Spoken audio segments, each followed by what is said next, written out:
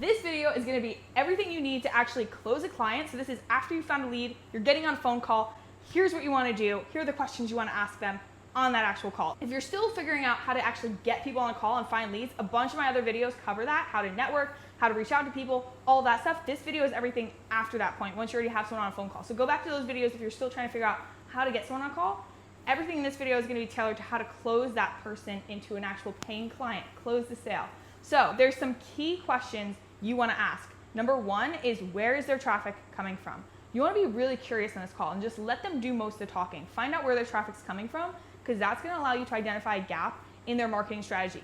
Maybe they have really good lead flow, but you can just help them do better with their current traffic sources. Or maybe they have a massive email list, but they're not sending out emails. So now you've identified a gold mine that they're sitting on that you can help them optimize. And the goal of this call is just really make them feel like you understand their business, you understand their goals, and the only way you're gonna do that is if you're asking about their business and you're asking about their goals. And the reason why I think it's so easy for me to work with my clients is because I create this rapport on that first call. So then the sale kind of just becomes like an afterthought. Like obviously they're gonna work with me because they just spent the whole call sharing about their goals, sharing about their business, and really getting to know me, and I'm getting to know them. And so you wanna ask things like, what made you start this business? Where do you see yourself in 5 years? You wanna let them do a lot of the talking and put their heart and soul into that phone call, into that conversation, so that then you're able to really present your offer as a solution. So the goal of this call is just get to know them, ask questions about their business, about their lead flow. Are they using email? Are they using LinkedIn? Are they using Instagram? What are some channels they're not using that maybe you have experience in? Or do they have channels that are working really well that they just want to outsource? They want those channels to work better. Like maybe they are using email, but they feel like they could be doing better with it. That's a gap. So identifying those gaps is the goal of this call. And then once you've spent about 40 minutes, I know it seems like a long time, but trust me, it's worth it with the kind of pitch that you're making. Just 40 minutes getting to know them, building rapport, building friendship, getting to know their business, getting to know their goals, why they started the business, where they see the business going. Now you can start to talk about pricing. And the best way to pitch your pricing is there's two ways. Number one, you say, okay, I'm gonna take everything we just chatted about, I'm gonna put it into writing, and I'm gonna give you a proposal, and then we can jump back on a call Thursday, or we can jump back on a call tomorrow, whatever. Like you want it to be within 48 hours is like as long as I'll go, because otherwise doubts creep in and there's just not enough communication. So I like to get another call booked within 48 hours. And basically that call is where you're just gonna present the pricing. Or you can present the pricing right on that call. You can say, okay, well, you want 5 emails a week. I usually price that at about $3,000 a month.